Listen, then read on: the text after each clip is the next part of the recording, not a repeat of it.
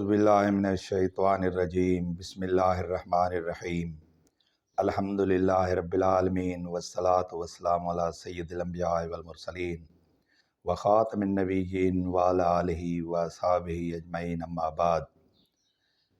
प्यारा दोस्तों, अस्सलामु अलैकुम व रहमतुल्लाहि व बरकातुहू।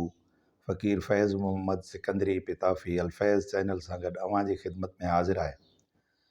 प्यारा दोस्तों,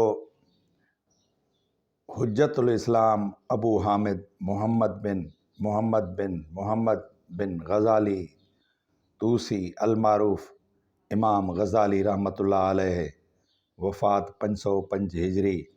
इस्लाम जो नाले वारो सुधारिक ऐं मुबल्लिग़, भलारो आलिम, आरिफ़ बिल्लाह, मुफ़क्किर ऐं मुजद्दिद थी गुज़रियो आहे। हिन फ़िक़्ह, उसूल फ़िक़्ह, तफ़सीर, हदीस, कलाम, अख़लाक़, तसव्वुफ़, एहसान, फ़लसफ़े ऐं ॿियनि मुतनव्विअ उनवाननि ते 100 खां मथे किताब लिखिया आहिनि।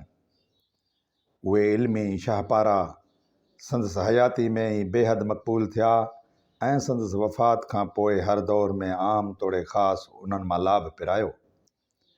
हज़रत इमाम ग़ज़ाली रहमतुल्लाह अलैह जी तालीम ऐं फ़िकिर न रुगो इस्लामी दुनिया में बल्कि यूरोप में बि पंहिंजो न मिटिजंदड़ असरु छॾियो आहे।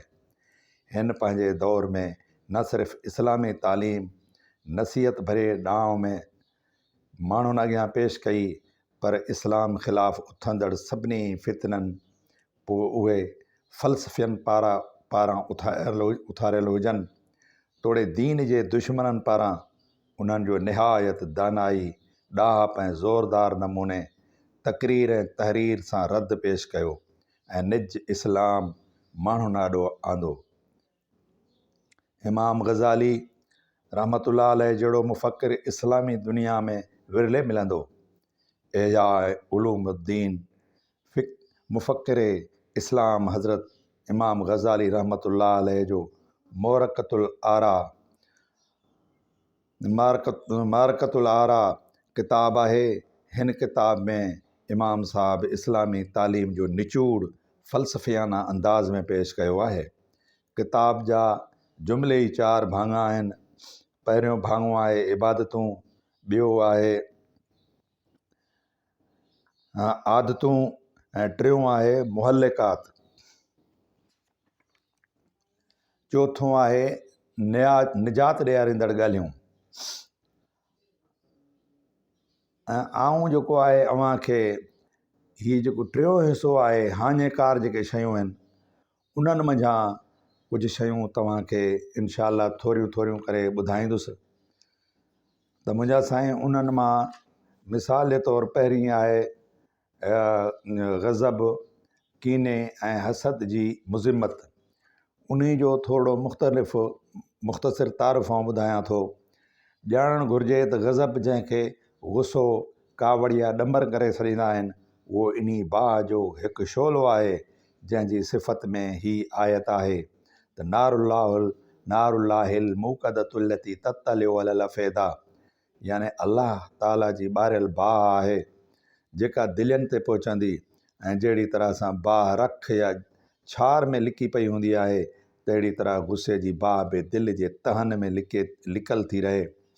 ऐं जीअं चकमक लॻण सां बाहि ज़ाहिर थी पवंदी आहे, तहिड़ी तरह कावड़ जी बाहि बि तकब्बुर यानी वॾाई खे थोरी चोट लॻण सां भड़को खाई ज़ाहिर थी पवे थी। जेके मुकाशफ़े जा साहब आहिनि, उन्हनि इहा ॻाल्हि मालूम कई आहे त आदमी में हिकु रग शैतान जी मुशाबियत वारी हूंदी आहे।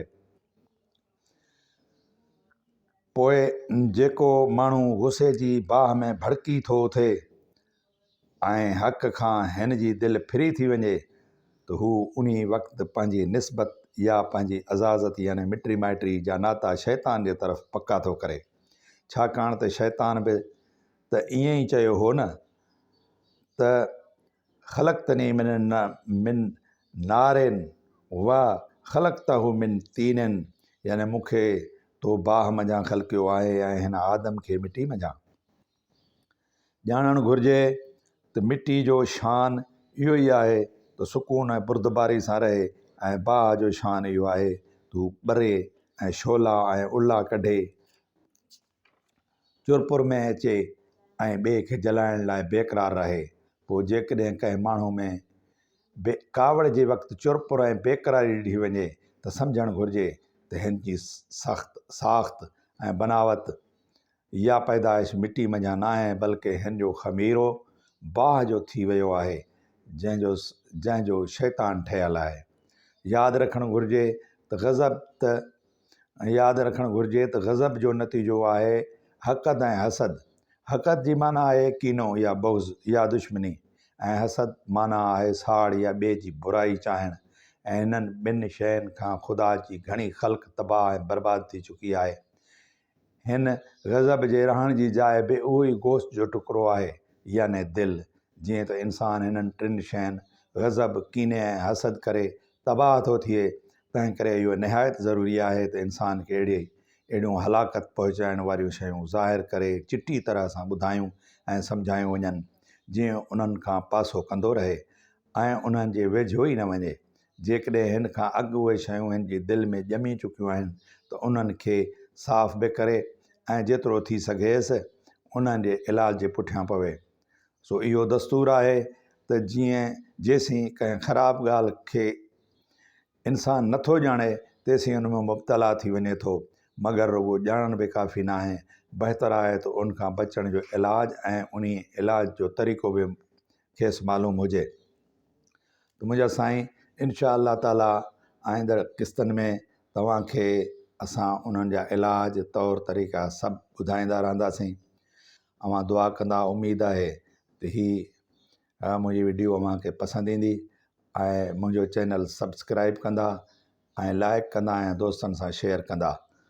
ऐं आउं बि अव्हां लाइ दुआ गो आहियां ऐं अव्हां बि मूं मिस्कीन खे दुआउनि में यादि रखंदा। वमा अलैना इल्लल बलागुल मुबीन।